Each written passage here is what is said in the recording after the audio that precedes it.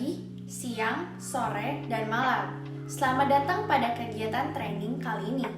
Kegiatan training kali ini akan dibawakan oleh saya, Feliana Dharma, saya, Azalia Zara, dan saya, Muftiana Dela. Sebelum memasuki materi, terdapat beberapa peraturan, yaitu 1. Pastikan saudara berada di ruangan yang kondusif. 2. Wajib menonton video hingga selesai.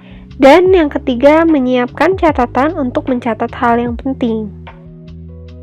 Pada chapter sebelumnya, sudah dijelaskan mengenai Back on the Job Application.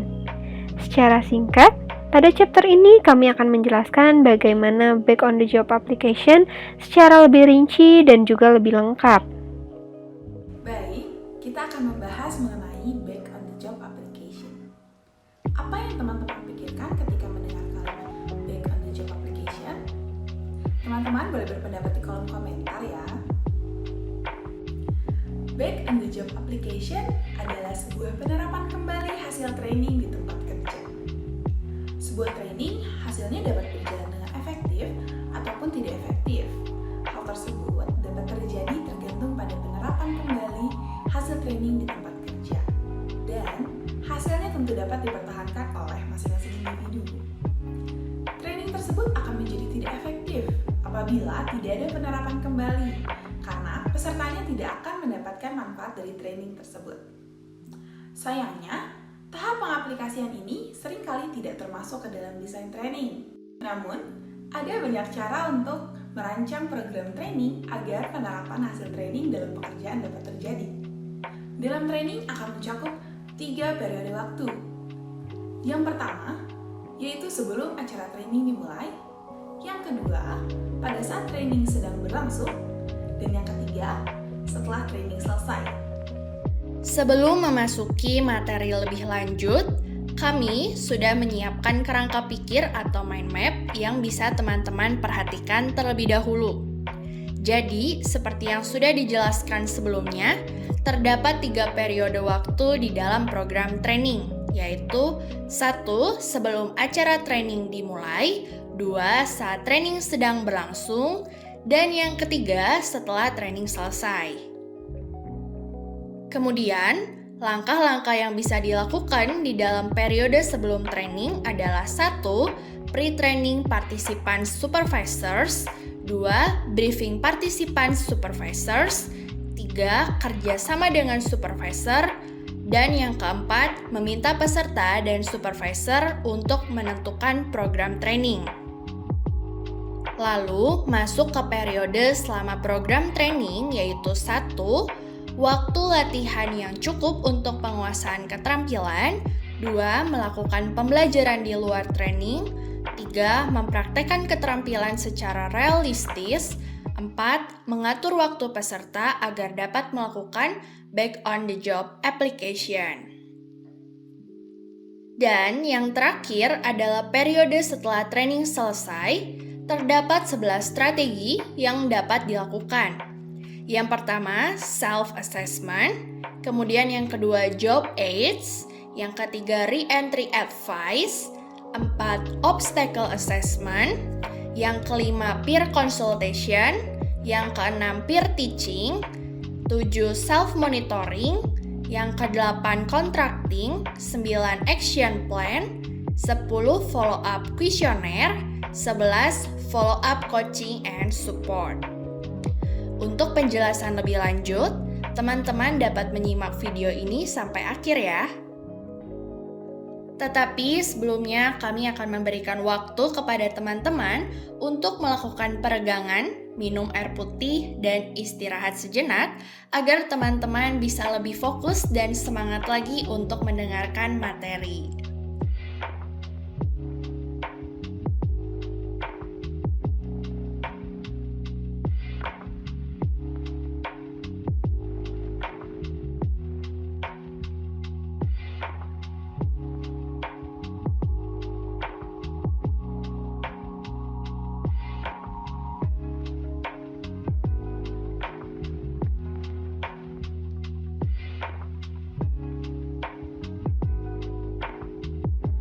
Baik teman-teman, waktu istirahatnya telah habis dan sepertinya setelah istirahat sejenak, teman-teman dapat lebih fokus dan semangat untuk mendengarkan materi. Kalau begitu, langsung saja ya kita simak pemaparan materi berikut ini. Pertama, yang akan kami bahas adalah periode sebelum program pelatihan. Sebelum program pelatihan, seperti yang sudah dikatakan, training akan bermanfaat jika diterapkan kembali pada pekerjaan di perusahaan. Maka dari itu, hal terpenting dari sebuah training adalah bagaimana peserta dapat menerapkan apa yang telah mereka pelajari saat training ke dalam pekerjaan mereka.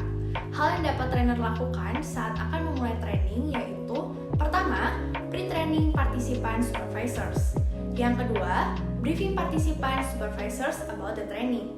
Yang ketiga, kerjasama dengan supervisors. Dan yang keempat, meminta peserta dan supervisor untuk menentukan program training. Pre-training participant supervisors. Trainer memberikan training pada supervisor sehingga supervisor dapat menjadi mentor, pelatih, panutan, dan pemberi semangat. Namun, langkah ini sulit dilakukan karena akan memerlukan biaya yang mahal dan memakan waktu yang lama. Poin kedua, briefing participant supervisor about the training.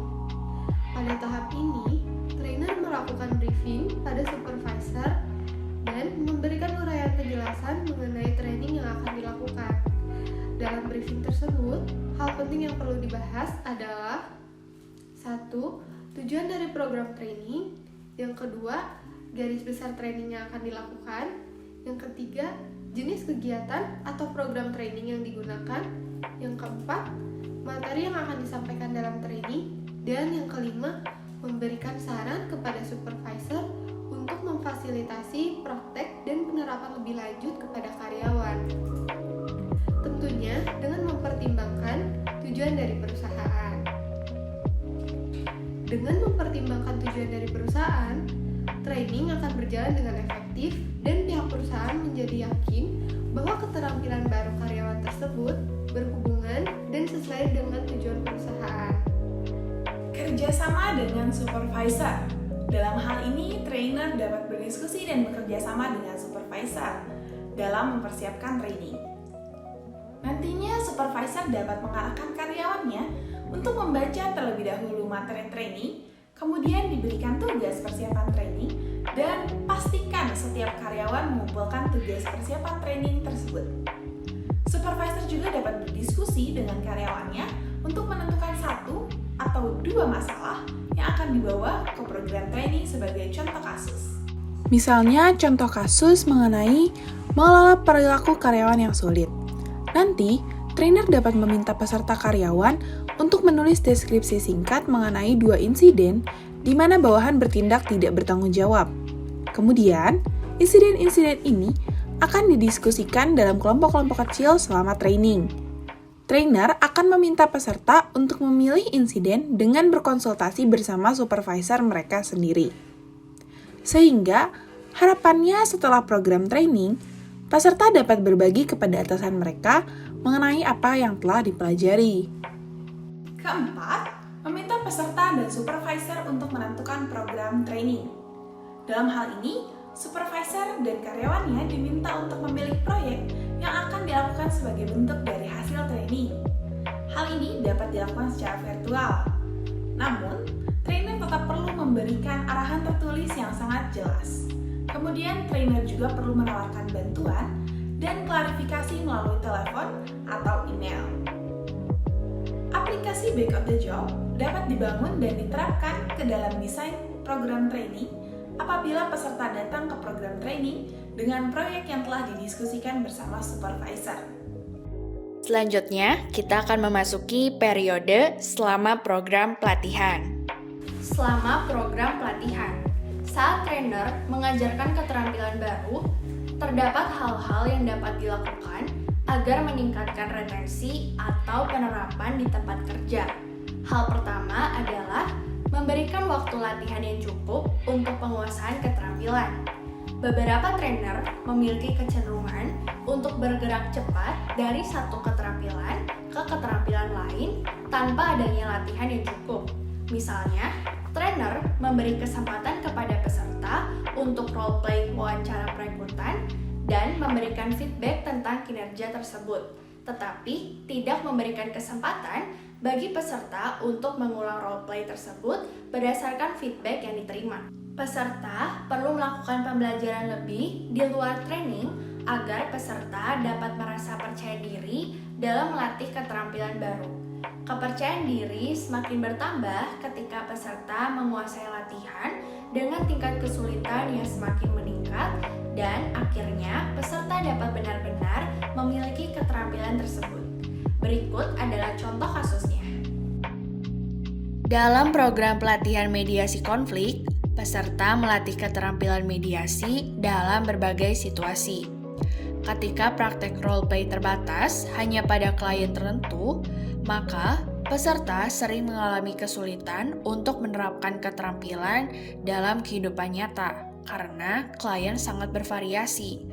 Oleh karena itu, seorang trainer mediasi konflik merancang serangkaian roleplay yang melibatkan banyak klien. Peserta menjalani 2 hari latihan rekaman video sebelum menghadapi klien nyata di bawah pengawasan trainer. Peserta akan senang dengan kesempatan yang luas untuk berlatih dan merasa yakin bahwa mereka siap untuk menghadapi klien di kehidupan nyata. Peserta lebih cenderung menggunakan keterampilan kembali pada pekerjaan jika mereka telah mampu mempraktikannya secara realistis. Semakin mirip situasi training dengan situasi pekerjaan, semakin besar kemungkinan penerapan keterampilan bertahan. Apalagi jika trainer dapat menciptakan kembali lingkungan fisik pekerjaan. Hal tersebut dapat membantu. Saat peserta mempelajari keterampilan baru, mereka harus didorong untuk mengekspresikan sikap mereka mengenai keterampilan yang diajarkan dan bagaimana perasaan mereka mengenai kinerja mereka. Peserta cenderung menerima perubahan apabila mereka memiliki keterampilan untuk mengungkapkan keraguan mereka tentang perubahan tersebut. Beberapa trainer kesulitan untuk menjual nilai keterampilan, ide, dan prosedur yang mereka ajukan. Jauh lebih baik apabila didorong peserta untuk menarik kesimpulan mereka sendiri. Pada akhirnya, peserta sendiri yang akan memutuskan apakah akan menggunakan apa yang telah dipelajari atau tidak. Hal terakhir yang dapat diterapkan yaitu mengatur waktu peserta untuk dapat melakukan application on the job pada saat sesi training. Trainer dapat memberikan tugas untuk diselesaikan di setting pekerjaan peserta. Saat melanjutkan training, trainer dapat meminta peserta untuk berbagi seberapa baik performa peserta dalam kehidupan nyata pekerjaan dan mengajukan pertanyaan mengenai keterampilan yang telah peserta pelajari. Contoh kasus, dalam pelatihan mengenai rasa malu, trainer dapat meminta peserta mengajukan pertanyaan di antara sesi. Pertanyaan-pertanyaan tersebut mengharuskan peserta untuk mengidentifikasi satu situasi yang terjadi antara sesi-sesi, di mana mereka berusaha untuk tidak terlalu malu dari biasanya. Dalam hal ini diperlukan informasi tentang siapa yang hadir, apa yang dikatakan, dan dilakukan oleh peserta. Apa yang peserta harapkan, bagaimana perasaan peserta selama situasi berlangsung, dan bagaimana perasaan peserta setelah mereka mengalami situasi tersebut.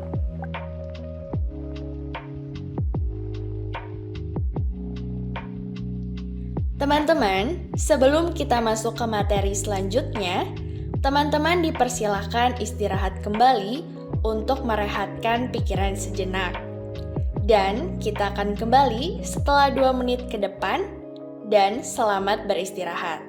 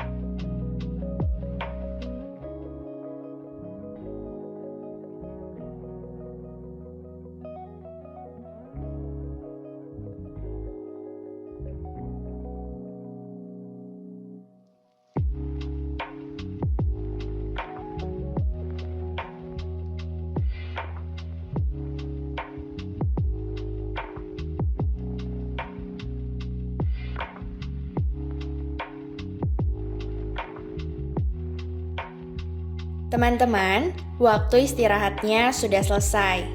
Bagaimana istirahatnya? Semoga teman-teman dapat lebih fresh kembali untuk mendengarkan materi selanjutnya. Sekarang kita akan memasuki pada periode akhir program training atau at the end of the training program. Sekarang, kita akan masuk pada bagian akhir program training. Sebelum mengakhiri program training, trainer akan diminta untuk memberikan beberapa strategi yang mendorong peserta training untuk dapat menerapkan kembali hasil training pada pekerjaannya. Terdapat 11 strategi. Strategi yang pertama yaitu self-assessment.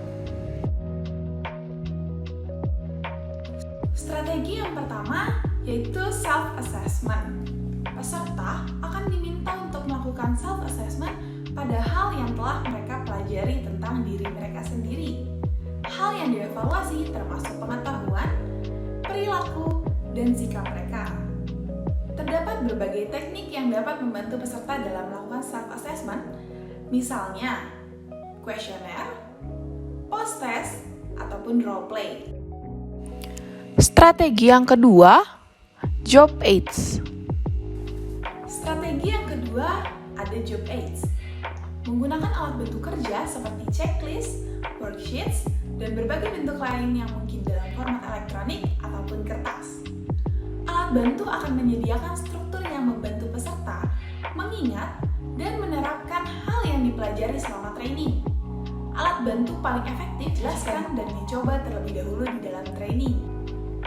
Terdapat contoh job aids.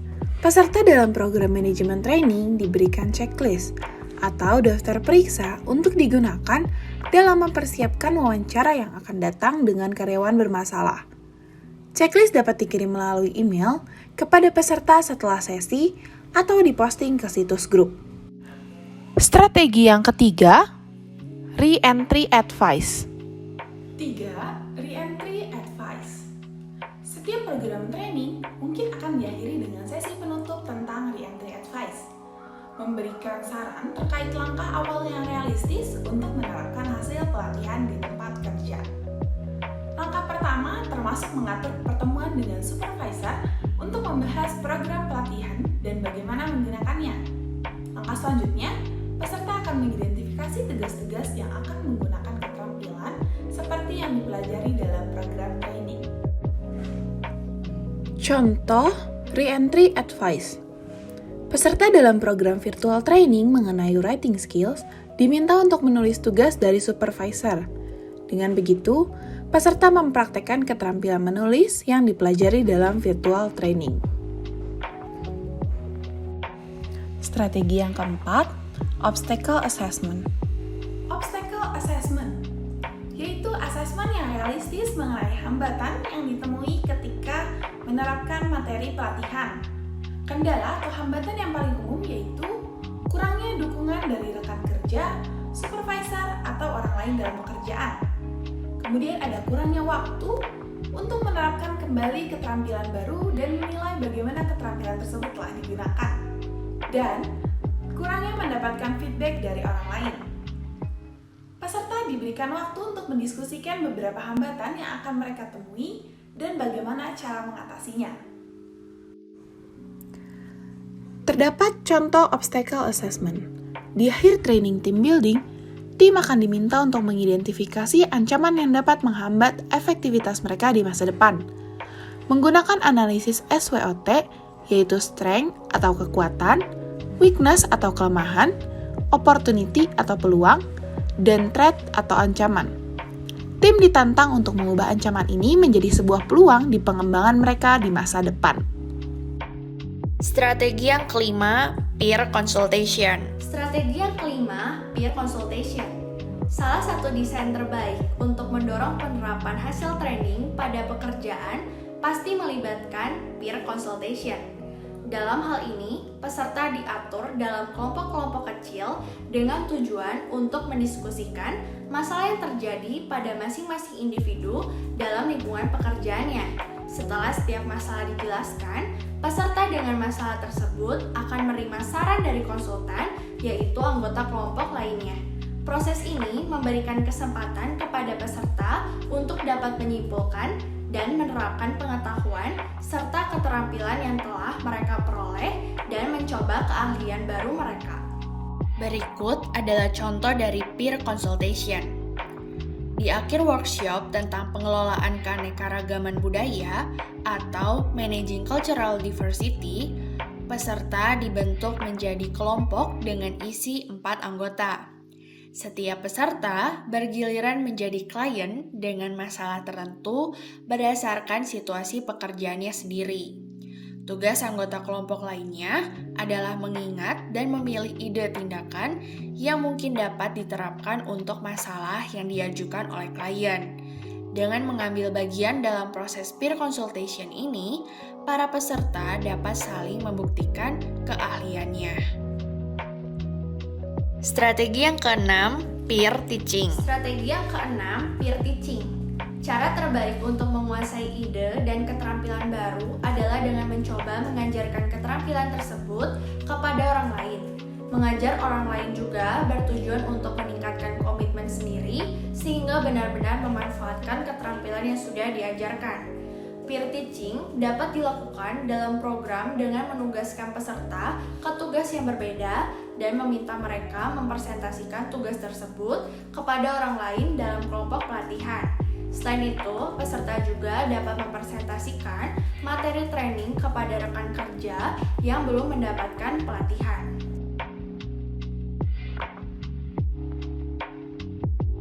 Berikut adalah contoh dari peer teaching.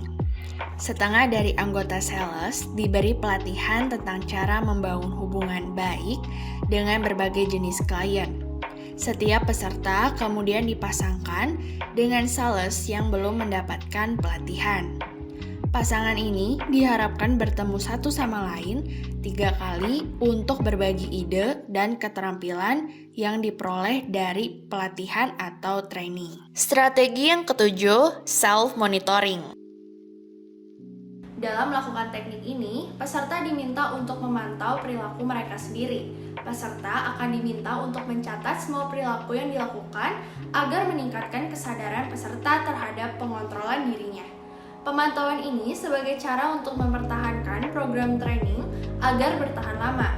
Cara untuk melakukan self-monitoring dapat dilakukan dengan cara membuat jurnal atau blog pribadi. Bisa juga dengan membuat to-do list. Cara tersebut idealnya dapat dicoba terlebih dahulu sebelum program pelatihan berakhir, agar peserta nyaman terhadap prosedur dan pemahamannya dalam melakukan self-monitoring. Contohnya, membuat modul penulisan bisnis, merancang daftar kegiatan yang harus dilakukan, dan membuat pengingat untuk manajemen waktu. Strategi yang ke-8 yaitu contracting. Dalam strategi ini, peserta diminta membuat kontrak tertulis sederhana untuk mengubah perilaku yang sesuai dengan tujuan program training.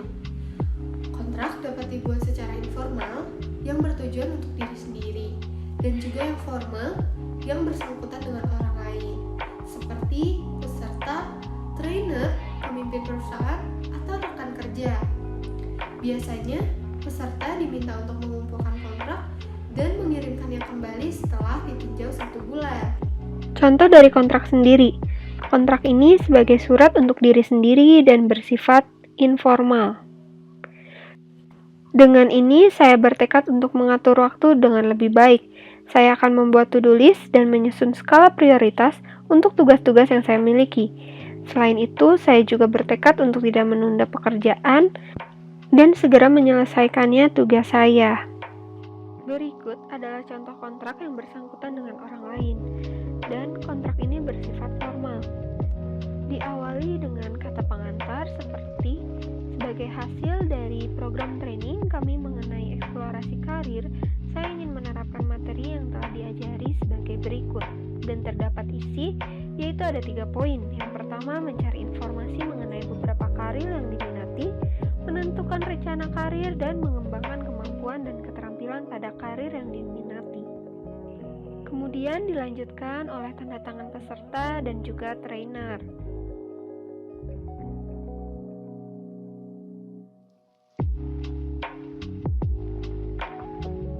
Teman-teman, sebelum kita masuk ke materi selanjutnya, teman-teman dipersilahkan istirahat kembali untuk merehatkan pikiran sejenak. Dan kita akan kembali setelah 2 menit ke depan, dan selamat beristirahat.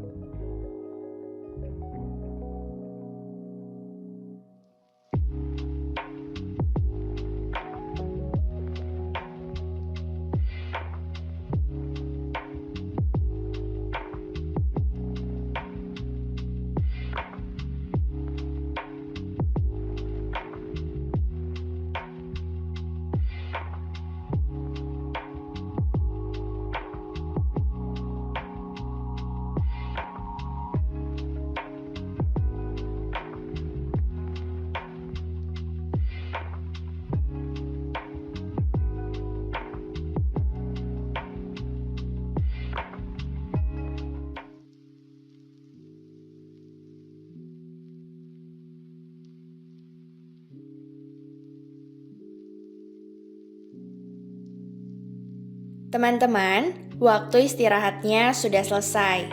Bagaimana istirahatnya? Semoga teman-teman dapat lebih fresh kembali untuk mendengarkan materi selanjutnya. Strategi ke-9 yaitu action plan. 9. Action plan. Sekarang kita masuk ke strategi ke-9 yaitu action plan. Dalam strategi ini, peserta diminta untuk menentukan hasil yang tepat dan langkah-langkah untuk menciptakan hasil dari program training, serta mengantisipasi adanya hambatan.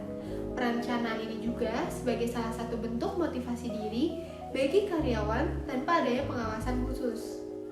Mari kita simak contoh dari action plan. Mengembangkan rencana aksi.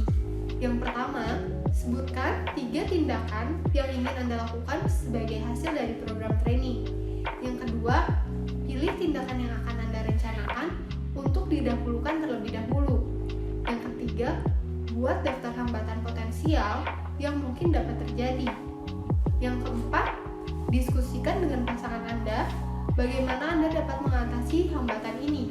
Dan yang kelima, jelaskan secara rinci tindakan yang akan Anda lakukan dan langkah-langkah yang akan Anda ambil untuk memastikan bahwa hal itu akan terjadi. Contoh dari action plan. Mengembangkan rencana aksi. Dan di bawahnya terdapat 5 langkah-langkah untuk mencapai hasil dari program training yang bisa teman-teman baca pada layar.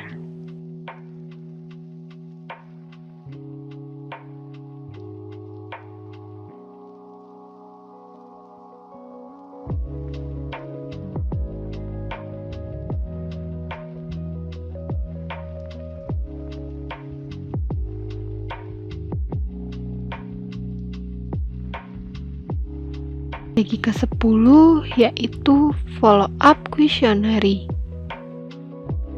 10. Follow up questionnaire. Strategi ini dilakukan untuk meningkatkan kesadaran peserta mengenai program training yang telah diikuti dengan mengisi kuesioner. Hal ini juga berfungsi untuk tetap menjaga hubungan antara peserta training. Berikut langkah-langkah untuk melakukan pendekatan ini. Yang pertama, jelaskan kepada peserta bahwa follow-up questionnaire akan diberikan 1 bulan dari masa training berakhir.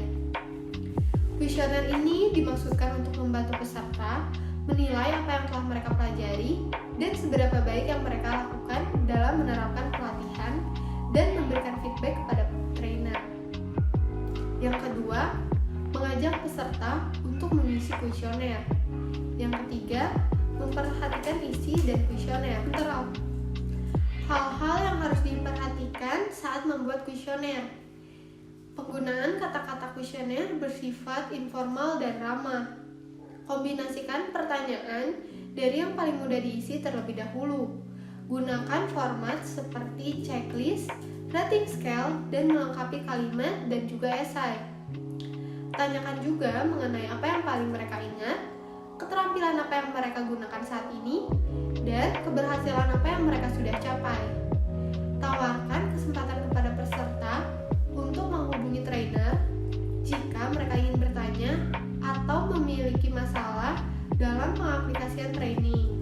Contoh follow-up questionnaire. Contohnya ini terdiri dari format checklist, rating scale, melengkapi data, dan juga esai yang disusun dari yang termudah hingga tersulit.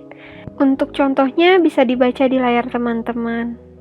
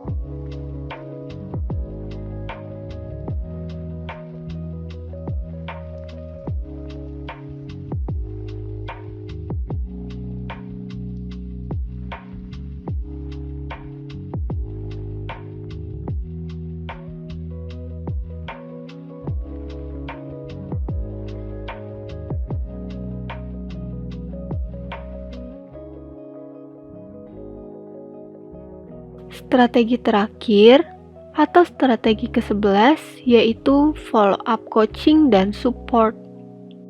11. Follow-up coaching dan support. Strategi ini merupakan strategi terakhir. Peserta akan melakukan coaching berupa konseling intensif dengan eksekutif coach. Konseling ini berfokus pada hambatan yang dapat muncul pada peserta dalam mencapai potensi mereka. Meskipun layanan ini mahal, namun manfaat yang diberikan pada coaching ini sepadan. Dalam strategi ini, grup coaching atau peer support group merupakan bentuk opsi lain untuk dilakukannya follow-up coaching. Peer coaching juga telah terbukti memberikan tindakan lanjut, pelatihan yang bermanfaat. Sebagian besar, peer coaching akan bertemu secara teratur untuk mengerjakan keterampilan khusus atau masalah yang mereka temui di tempat kerja. Ketika berhasil, peer coaching akan saling mendukung, mulai dari memberikan saran tentang bagaimana menangani situasi sulit, hingga melakukan inisiatif bersama yang meningkatkan kualitas kerja mereka. Contoh, peer support group dibentuk setelah mengikuti program training mengenai manajemen rapat. Mereka tidak hanya berdiskusi mengenai suatu masalah yang dihadapi saat rapat, namun mereka juga mengikuti rapat satu sama lain dan memberikan feedback yang dapat diterapkan. Contohnya, Peer support group dibentuk setelah mengikuti program training mengenai manajemen rapat. Mereka tidak hanya berdiskusi mengenai suatu masalah yang mereka hadapi saat rapat, namun mereka juga saling mengikuti rapat satu sama lain dan memberikan feedback yang dapat diterapkan.